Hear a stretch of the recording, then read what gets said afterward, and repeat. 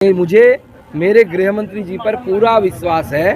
वो बोल के गए हैं कि सीए हम लागू करेंगे, तो सीए जरूर लागू होगा और मुझे उम्मीद है कि लोकसभा से पहले ही आज बहुत सारा लोकसभा सीट है, इसीलिए बहुत सारे सीट है लोकसभा का, इसीलिए सीए तो पूरा देश का कानून है, बंगाल का तो नहीं है। सिर्फ मधुआ तो बंगाल में है, पूरे देश में रिफ्यूजी है।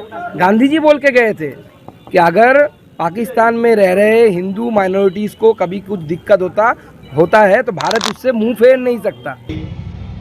नॉर्थ बंगाल कम्युनिटी के लिए सीएए से पहले 1963 से जब 1971 में बांग्लादेश लिबरेशन वॉर हुआ, उसी के तहत नॉर्थ बंगाल में इन्फ्लक्स को रोकने के लिए 1963 से 1983 तक फॉरेनर्स रेस्ट्रिक्टेड एरिया ऑर्डर जो शुरू किए थे, सरकार ने 1983 में अचानक से गायब कर दिया विदाउट एनी कंसेंट।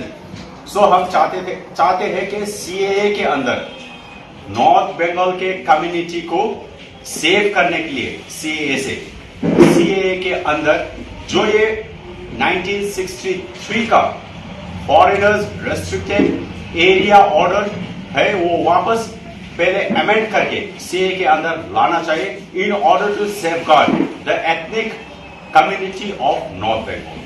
बस ये है। आपका नाम? और आपका नाम? हाँ, मेरा नाम भवेश गुजर है, मैं कालिम्पोंग से गोरखा, और यह है हमारा देबुल रॉय दक्षिण दिनाजपुर से राजवंशी, और यह है लाल बाबू हमारा बिहारी कम्युनिटीज। तो इसमें मेन एजेंडा क्या है कि अभी जो सीए के तहत जितने भी इन्फ्लक्स इंडिया में रह रहे हैं और रेफ्यूजी की तरह भारत सरकार जो इन लोगों को सिटीजनशिप दे रहे हैं, ये इन्फ्लक्स का आंकड़ा अभी 9 करोड़ से ऊपर है। हमारा चिंता यह है कि हम बांग्लादेश के सटे हुए एरिया नॉर्थ बंगाल में अभी एक रफ आंकड़ा नॉर्थ बंगाल का पॉपुलेशन 3 करोड़ है, और ये जो इन्फ्लक्स को सिटीजनशिप देने से हमारा एथनिक कम्युनिटी को आने वाले दिनों में एक गायब होने के कगार पे होगा। सपोज एक एग्जांपल ले सकते हैं एक कम्युनिटी का। अभी नक्सलबारी में एक टोटो कम्युनिटी है। एक समय में टोटो कम्युनिटी बहुत ही ज्यादा अच्छा पॉपुलेशन था उन लोगों का मार्जिन पे, लेकिन अभी वर्ल्ड में टोटो कम्युनिटी सिर्फ 12 खत्म होने के कगार पे आएंगे। इसलिए ये चिंता के विषय के लिए हम यहाँ से विरोध भी करते हैं और सरकार को जनाने भी चाहते हैं कि अमेंड होना जरूरी है। ভবেশদা তো টোটালটাই বললেন ব্যাপারটা। আমি যেটা বলতে চাইবো সেটা হচ্ছে আমরা এখানে একটা সুরক্ষা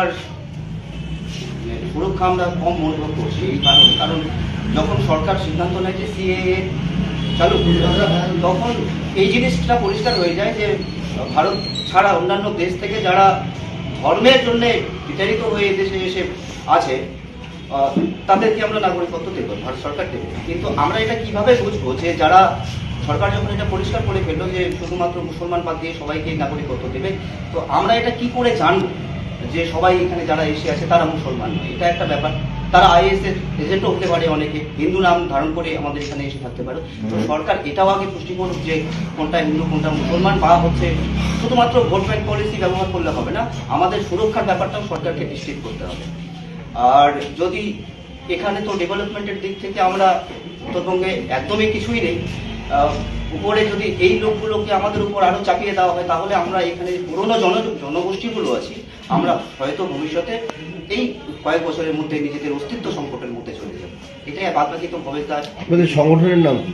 আমরা আপাতত আমাদের কোনো সংগঠন নেই। আমরা হচ্ছে মোটামুটি 7-8 মাস ধরে 10 মাস প্রায় গোটা উত্তরবঙ্গের বিভিন্ন জায়গাতে বিভিন্ন এখানকার জনজাতি যারা আদি জনজাতি আছে তাদের সাথে যোগাযোগ করছি, এবং আমরা হয়তো শুধু ভবিষ্যতে আমরা একটা জায়গাতে একত্রিত হতে পারবো এরকম আশা আছে। বাদ বাকি বিহারিদা বলবেন।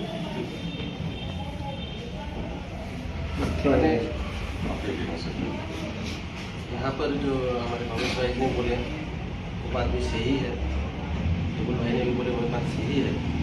हम तो चाहेंगे ये बात जितना जल्दी से जल्दी हो सके हमारे केंद्र सरकार के पास पहुँचे और उनको जानकारी हो उस पर चर्चा करने के लिए। चाहिए। तो ममता जी तो इसका विरोध कर रही है सीए का। नहीं, ये पॉलिटिकल एजेंडा हमारे लिए नहीं है।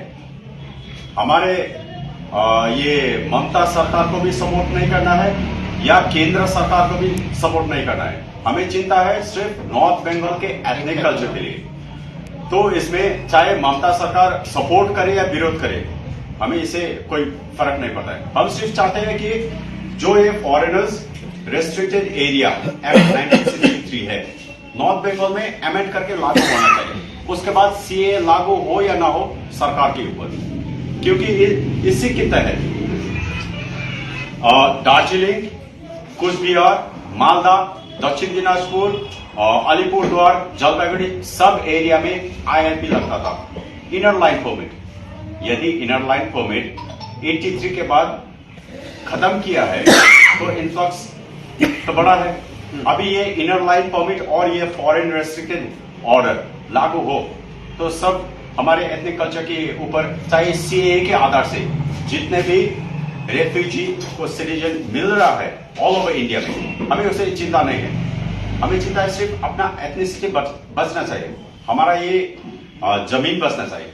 और एक बड़ा एग्जाम्पल, आज भारत सरकार बोलते हैं कि हम दो हमारे दो, जनहित में जारी। तो यदि जनहित में जारी होते ये थ्योरी, हम दो हमारे दो, भारत के हर जनता अडॉप्ट कर रहे हैं पॉपुलेशन कंट्रोल के लिए। यदि जनता हम दो हमारे दो और कई कबार हम दो हमारे एक के तहत पॉपुलेशन कंट्रोल कर रहा है जनता, तो आज जनहित में जारी बोल के सरकार अपने ही जो प्लान है पॉपुलेशन कंट्रोल के विरुद्ध जाके ये सीए लागू कर रहा है। किस चीज के लिए? जो इन्फ्लक्स है, मतलब माइनॉरिटी रिलीजियस प्रोसिक्यूटेड पॉपुलेशन जो इंडिया में रह रहे हैं, उसे सिटीजनशिप देने से तो हम दो हमारे दो थ्योरी सरकार का, वो तो सरकार ही विरोध कर रहा है। तो आप लोग चाहते हैं जो मतलब नए तौर से इनको सिटीजनशिप ना दिया जाए? नहीं, सिटीजन सीए से हमें प्रॉब्लम नहीं है, लेकिन उसमें ये अमेंड होना चाहिए सिर्फ नॉर्थ बंगाल के लिए। हमें चिंता है नॉर्थ बंगाल के, जैसे टोटो का एग्जांपल दिया, उन लोगों का एथनिसिटी। अब देखिए पॉपुलेशन डाउनफॉल हो रहा है, ये सीए बिना अमेंड किए आने वाले दिनों में तो हिस्ट्री हो जाएगा उन लोगों का। वैसे ही जितने भी कम्युनिटी है अभी मार्जिनल माइनॉरिटी में जा रहा है, ये सीए लागू होने से अमेंड किए बिना माइक्रो माइनॉरिटी में तो ऑब्वियसली जाएगा। तो यही चिंता का विषय।